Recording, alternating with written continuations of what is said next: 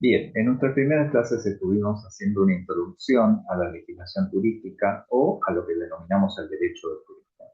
En ellos estuvimos viendo conceptos generales y haciendo un acercamiento a la materia y a lo que necesitamos conocer como para tener determinados conceptos que nos ayuden a entender cómo se aplica el derecho y cómo repercute en nuestra actividad, así sea como consumidores, es decir, como simples turistas, o como prestadores de servicios.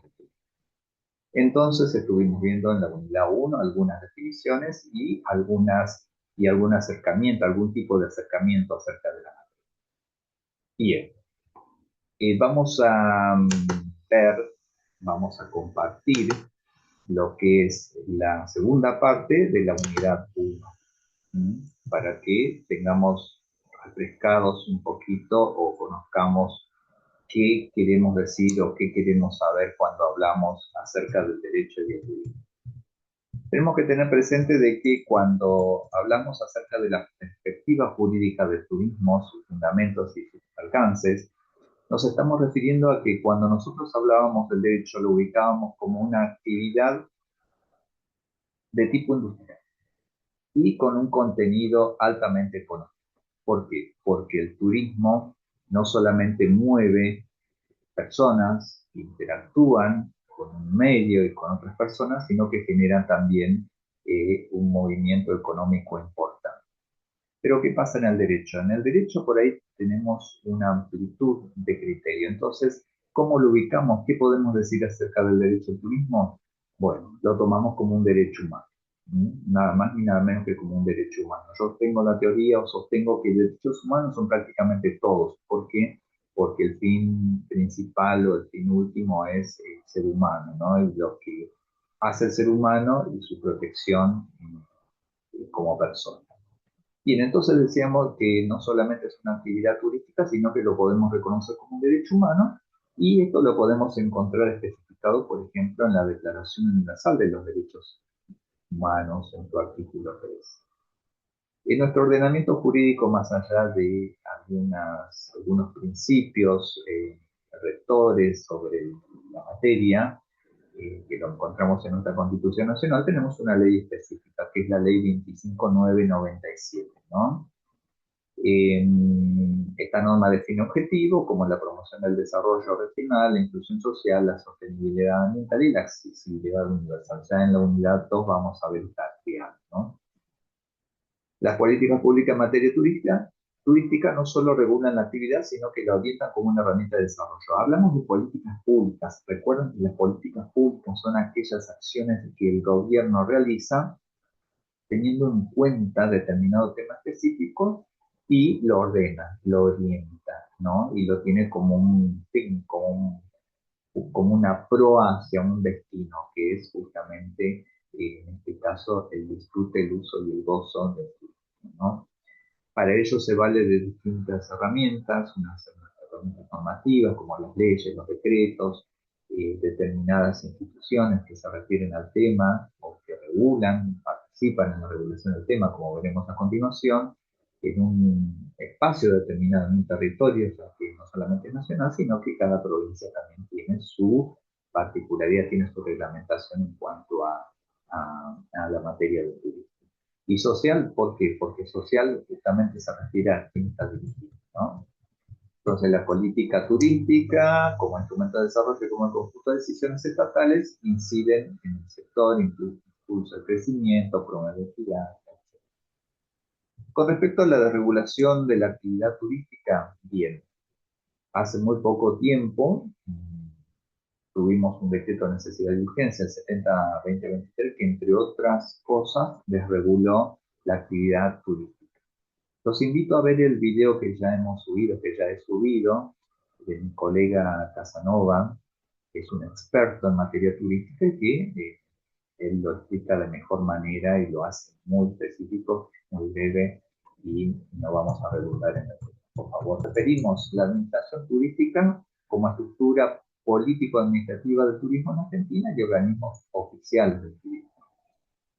¿A qué nos referimos con la administración turística? Hay distintos entes o instituciones que en la temática del turismo tienen como objetivo regularlo, tiene como objetivo promoverlo, tiene como objetivo trabajar en conjunto para un mejor desarrollo, ¿no? De la actividad, por supuesto. Entre los organismos principales o el más importante a nivel nacional está la Secretaría de Turismo, Ambiente y Deportes de la Nación, ¿no? En el decreto 21625 se encuentran definidas sus funciones. Hay que recordar que antes de ser secretaría fue un pero la organización nueva sostiene de que debe estar en de menor jerarquía. Cada gobierno, cada momento político define el rango que le va a dar. Luego tenemos al Consejo Federal del Turismo, que es un órgano consultivo federal integrado por las secretarías y representantes de cada jurisdicción. Acá el Estado junto con las provincias, cada Estado justamente forman un consejo en que tiene por objetivo justamente coordinar la implementación de políticas, contribuir a la formulación de planes, es decir, trabajar sobre materias turísticas, pero no solamente a nivel regional, sino a nivel país y cómo se puede trabajar en conjunto. Luego está el Instituto Nacional de Promoción Turística, que es un ente público no estatal, es decir, no está el Estado. Es de carácter místico, místico, mixto, y es responsable de diseñar y ejecutar estrategias de promoción del turismo receptivo internacional. Místico debe ser porque no trabaja mucho, ¿no? Pero bueno, es una federación personal. Tenemos distintos organismos, cada provincia lo define a su modo, a su manera. En la provincia del Chubut tenemos la Secretaría de Turismo y trabaja junto con el Observatorio Turístico del Chubut, ¿no? Chubut también participa en el Consejo Federal de Turismo y en el Introtur, que es lo que acabamos de ver hace un momento. Bien, en cuanto a la evolución histórica y los procesos de institucionalización en el ámbito provincial y municipal, nuestra historia no dista mucho de la nacional, es decir, bastante análoga, porque el derecho al turismo no nació como tal, sino a partir de observar que determinadas actividades como el tránsito, el alojamiento, la hostelería, los viajes o el viajero necesitaba de alguna reglamentación, de alguna protección más que una reglamentación, ¿no? La reglamentación sería a partir de las actividades que desarrolla esta persona, ¿no? Y bueno, en la provincia del Chubut, al igual que en nivel nacional, fue de a poco conformándose una estructura que tienda a dar respuestas a la actividad y que en cierta forma también la pueda reducir, ¿no? Tenemos distintos organismos como el Ministerio de Turismo y Áreas Protegidas, la Subsecretaría de Turismo, el Observatorio Turístico de Chubut y el Consejo Provincial del Turismo, ¿no? Que trabajan junto al Consejo Federal y contra el Introtur. Tenemos bastantes instituciones, bastantes entes que trabajan o supuestamente trabajan o deberían trabajar de mejor manera en materia turística. Pero bueno, aquí no hacemos políticas, sino simplemente damos un vistazo. Bien, y por último, en la unidad 1 vimos o nos referimos al turismo social y accesible, ¿no? ¿A qué nos referimos, a qué nos referimos, a qué nos estaremos refiriendo con el turismo social y accesible? En primer lugar, hay que recordar que en el siglo pasado, por el año 1945, durante la presidencia del gobierno de Perón, hubo una impronta, hubo una manera de ver el trabajo y los derechos de los trabajadores como algo más importante, como el hilo conductor de las políticas nacionales, ¿no? Y en ello se incluía mucho lo social. Y fue cuando cuando comenzó a tener mayor importancia los derechos del trabajador y todo aquello que haga al bienestar del trabajador. Ahí es cuando nace el turismo social a través de las manos principalmente de los sindicatos y de las organizaciones de trabajadores que impulsaron el turismo social. Esto lo digo como lo más importante, es decir, el turismo social fue evolucionando un poco de manera más compleja, pero sin lugar a duda este hito es uno de los más importantes y es lo que refleja el cambio de pensamiento de la época con respecto al turismo, ya que el acceso a esa actividad del turismo estaba como reservado para las clases más altas o las clases más pudientes. A partir de esta concepción, esto se fue como universalizando un poco más. Bien, en cuanto al turismo accesible en Argentina, tenemos que pensar que busca eliminar barreras físicas, sensoriales y cognitivas para que todas las personas puedan disfrutar de destinos y servicios turísticos. ¿A qué nos estamos refiriendo? Nos referimos al uso o al goce que pueden hacer en materia turística las personas con discapacidad, ¿no? ¿Por qué? No es difícil imaginarse las barreras con las que cuentan ese sector de la sociedad en cuanto a barreras económicas, físicas o de acceso a la actividad turística, ya sea como prestadores y, claro, como prestadores también, eh, como usuarios o consumidores. Bien, en Argentina se trata de incluir, se trata de fortalecer iniciativas para incluirlos y, bueno, a través de distintos tipos de leyes se promueve la facilitación o el acceso a turismo. Este es el fin de la unidad 1.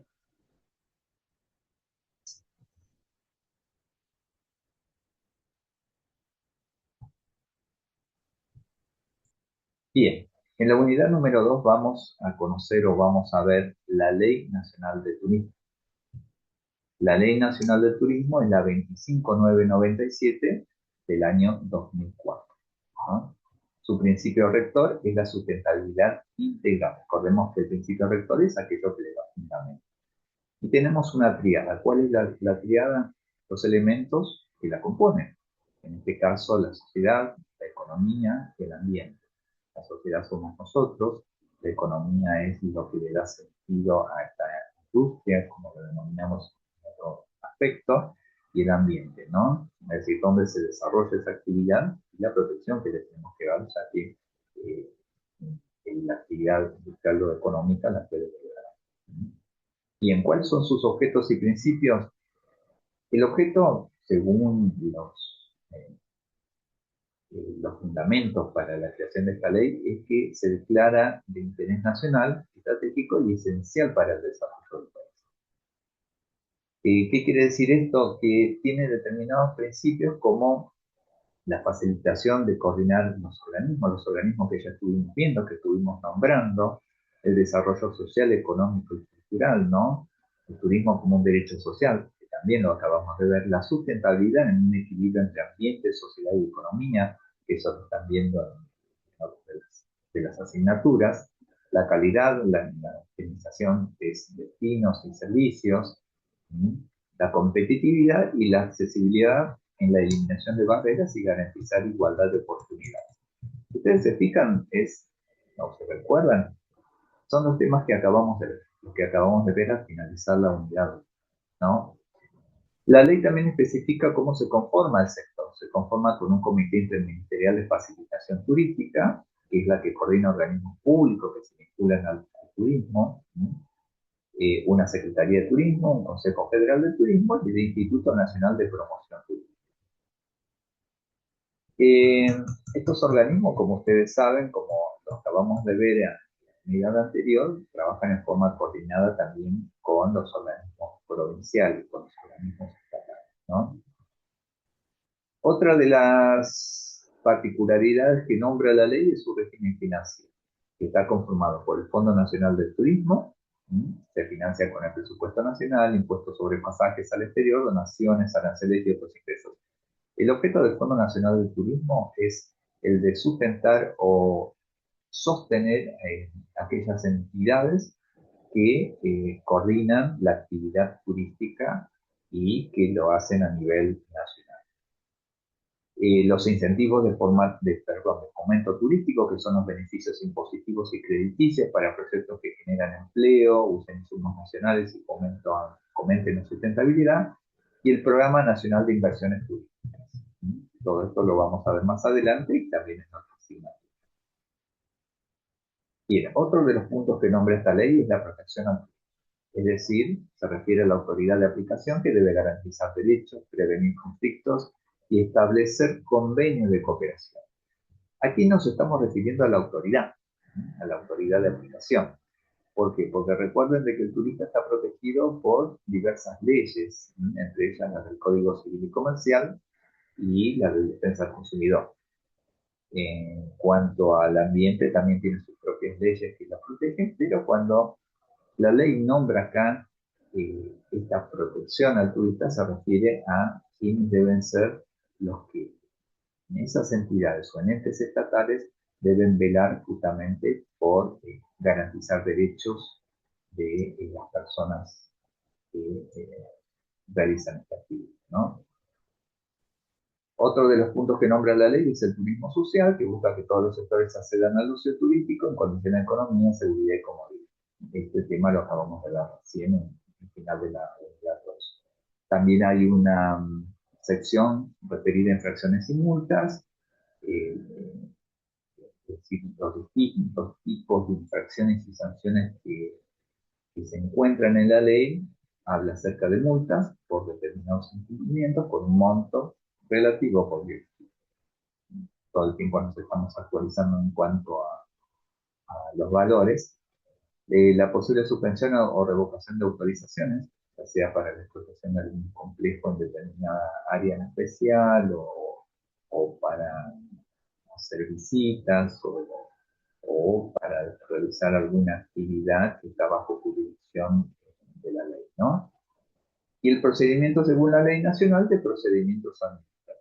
Bueno, eso es un ámbito netamente estatal en los cuales nosotros luego podemos reclamar al Estado cuando justamente el Estado incumple, ¿no? Tiene, una, tiene unas disposiciones complementarias acerca de parques nacionales, ¿no? Eh, Habla acerca de la derogación de las leyes anteriores y su reglamentación en 1180. Esto en cuanto a la ley, justamente cuando fue promulgada. Y por último, enumera qué actividades comprende. Esto es muy importante, ¿por qué? Porque habla que incluye el alojamiento, agencias de viaje, transporte turístico, guías, centro de esquí, pesca, turismo, salud, aventura, etc. Bien, otra de las que se refiere a la ley de protección ambiental, en este caso específicamente la ley 27.592 del año 2020 o ley Yolanda, la famosa ley Yolanda. Esta ley Yolanda eh, tiene por objeto la formación ambiental para los funcionarios públicos. Es decir, es importante que todos los funcionarios de la administración pública tengan una conciencia sobre el ambiente o sobre el medio ambiente y que cada decisión o que cada eh, disposición que establezca tiene una repercusión directa sobre el medio ambiente. Hay que ser responsables y conocer la ley. Bien, en esta última parte de la primera parte de la unidad 2, vamos a ver también qué son los famosos ODS. Recuerden ese nombre porque en materia turística y en materia de legislación turística los nombramos así, ODS. Y nosotros que vamos a ser como expertos en esta materia, tenemos que saber de a qué se refiere. Y se refiere a los objetivos de desarrollo sostenible. ¿eh? Esos objetivos de desarrollo sostenible en realidad no son específicos del turismo, sino que tienen una vinculación con el turismo sustentable. ¿Y qué son? Son metas globales adoptadas por la Asamblea General de las Naciones Unidas en el 2015. Son 17 metas. Y están dentro de la famosa Agenda 2030 para el Desarrollo Sostenible. Perdón. Sí, sostenible. Sustentable. Bueno, su propósito es enfrentar los principales desafíos del planeta: pobreza, desigualdad, cambio climático, degradación ambiental, paz y justicia. Es un desafío bastante importante, pero bueno, empecemos a trabajar porque si no, no lo logramos, ¿no? Algunos de esos ODS más vinculados con el turismo, con la actividad del turismo, son el número 8, el trabajo decente y crecimiento económico; el 12, producción y consumo responsable; el ODS 13, acción por el clima; el 14, vida submarina; y el 15, la vida de ecosistemas terrestres. En cuanto a su vinculación con el turismo sustentable, ¿cuáles son esas vinculaciones específicas? El ODS 8 genera empleo. Cuando se genera empleo digno, el sector turístico puede impulsar economías locales, siempre que respete condiciones laborales justas. El ODS 12, que incentiva prácticas como el uso eficiente de recursos. El 13, cuando el turismo pueda reducir su huella de carbono mediante transporte más limpio y gestión ambiental en destinos. Miren cómo se relaciona con lo que hablamos hace un momentito, ¿no? El ODS 1415, que protege ecosistemas; actividades como el ecoturismo, avistaje de fauna, parques naturales, ayudan a conservar la biodiversidad. Y, por último, fortalece comunidades locales al integrar cultura, identidad y participación ciudadana.